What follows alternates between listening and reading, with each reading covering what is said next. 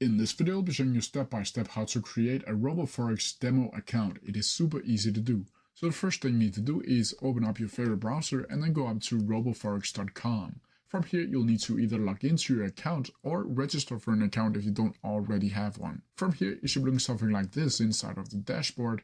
And now you'll need to go down to trading accounts and then click add accounts down here, so we can create the demo account. From here, you'll need to choose the trading account, and you can either choose the real deal, the demo, the MetaTrader 4 copy trader, or a partner account. From here, you'll need to click the demo, and from here, you'll need to add the trading platform, where you can either choose MetaTrader 4, MetaTrader 5, or our stock trader. Personally, I'm most familiar with MetaTrader 5, so I'm going to choose that one. From here, you'll need to add in your account type, and here you can add the MetaTrader Demo Pro or Demo EZN. I'll just choose a Pro version. Here you can add whether or not you will trade in a hedge system.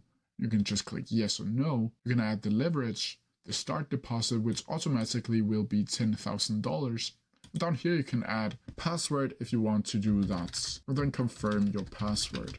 From here you'll need to click confirm, and then as you can see here, account created successfully. And here you can also see your account credentials, so you can log in with MetaTrader 5 or MetaTrader 4. From here, you'll simply need to go down to MetaTrader 5 or 4, and then go up to File, Open an Account, and then up here in the search bar, you'll need to click Roboforex, like so, and then click Find Your Company.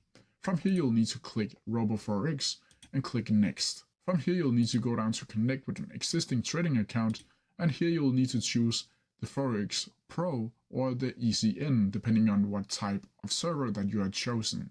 From here, you'll just need to enter your login details and password, and then click Finish. And that's how you do it. If you have any questions about it, please leave them down in the comment section below, and I'll try my best to answer them as quickly as possible.